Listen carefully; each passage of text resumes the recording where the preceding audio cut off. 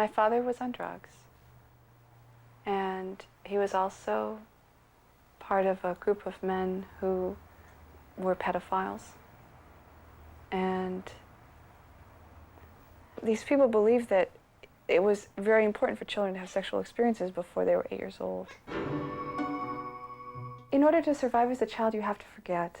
You can't go to a ritual or be raped by your father and then go to 5th grade the next day and have everything be okay. When traumatic events happen over a period of time, the child, and I certainly, developed ways of not remembering very quickly. The way that I developed was by creating other personalities that remembered for whoever was going to school. In the process of remembering, I felt it was a process of the personalities who had all of the knowledge sharing it with me, but for people who aren't multiples, it's just a process of remembering something that was too traumatic to deal with when you were a child. My childhood was... I said to my therapist, I said, I think that there's somebody named Bridget who wants to talk. And she said, what do you mean? And I said, well, I feel like that there's somebody there who says her name is Bridget and she wants to talk. And she says, well, how do we get her to come out? And I said, I don't know. She says, well, let's try this technique. And she put a chair beside me. And she says, move into that chair. When you move into that chair, you'll be Bridget. And I did, and I didn't remember anything from that point to when I moved back. And she said, do you remember anything? And I said, no. And she told me a little bit about this person who called herself Bridget, who was Catholic and wanted to be a nun, and which was very appalling to me.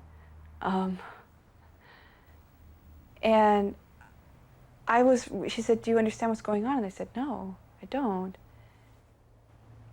And she says, well, I want to, think about it. I want to try to figure it out. And I said, I want to try to figure it out too.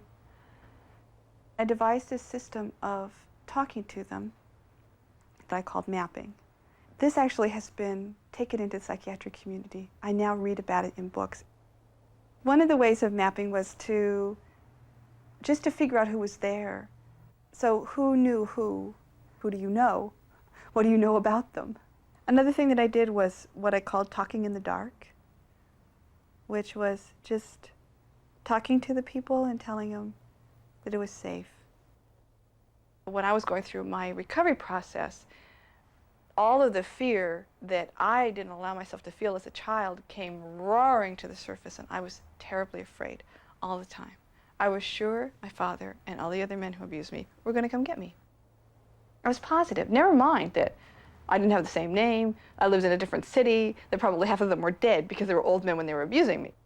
I was so scared that I couldn't turn my lights off at home.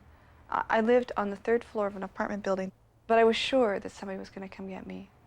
There was already a deadlock bolt on the door, but I installed 2 more because I was so scared.